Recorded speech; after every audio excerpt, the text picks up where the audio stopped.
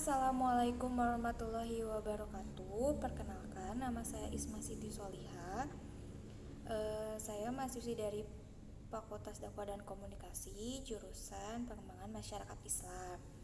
Di sini saya ingin menanggapi presentasi yang telah disampaikan oleh kelompok 7 dari matkul PPKN yang membahas tentang teori konstitusi, motif konstitusi, dan secara konstitusi.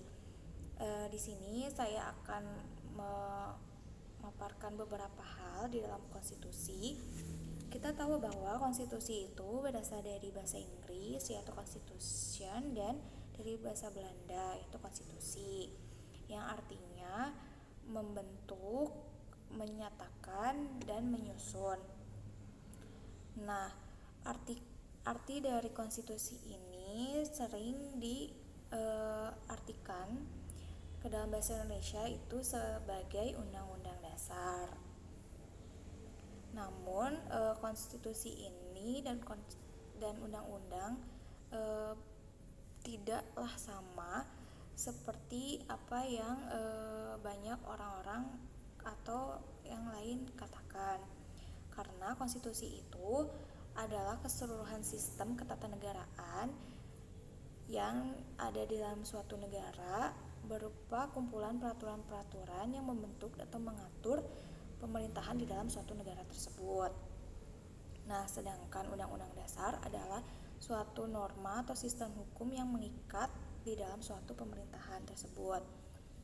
Nah, ada juga menurut para ahli seperti J.L. Apendron yang mengemukakan bahwa konstitusi dan undang-undang dasar itu tidaklah sama arti. Beliau mengungkapkan bahwa undang-undang dasar hanyalah hukum yang tertulis, sedangkan konstitusi ini adalah dasar hukum yang tertulis dan tidak tertulis. Yang kedua, menurut Herman Heller, bahwa konstitusi itu adalah yuridis, di mana konstitusi ini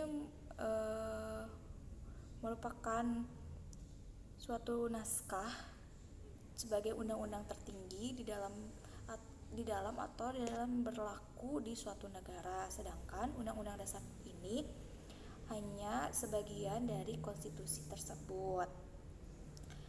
Nah, itu perbedaan antara konstitusi dan undang-undang dasar. Di dalam konstitusi juga ada sifat yang dimiliki oleh konstitusi. Sifat ini ada dua, yaitu fleksibel dan rigid. Kalau konstitusi fleksibel itu apabila kemungkinan besar ada perubahan di dalam suatu zaman, mereka akan berkembang dan akan berubah. Sedangkan kalau misalnya konstitusi rigid itu adalah konstitusi yang tidak akan berubah kapanpun.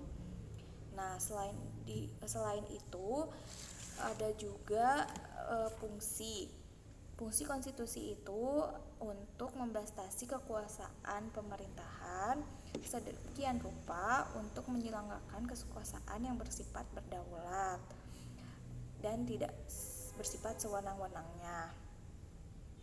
Tujuan dalam konstitusi itu juga untuk membatasi tindakan kesewenang-wenangan pemerintah atau penguasa untuk menjamin hak pemerintahnya, yaitu rakyat, dan melaksanakan pelaksanaan yang berdaulat dan adil. Nah, itu sebagian-bagian hal yang harus ada di dalam konstitusi. Dan kita tahu bahwa konstitusi itu sangatlah penting di dalam suatu negara. Kenapa? Karena jika tidak ada konstitusi, mungkin tidak akan terbentuk suatu negara tersebut. Karena konstitusi ini menempati posisi yang paling sangat tinggi atau krusial, di mana tatanan suatu negara itu dibentuk atas dasar konstitusi tersebut.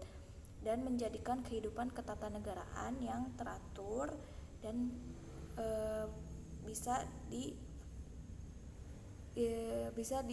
kita lihat perubahannya jika kalau misalnya tidak ada konstitusi itu di dalam suatu negara. Makanya konstitusi itu penting di dalam suatu negara tersebut. Nah, cukup sekian yang saya dapat sampaikan. Mohon maaf bila ada kesalahan kata dan pengucapan. Mohon maaf dan terima kasih. Wassalamualaikum warahmatullahi wabarakatuh.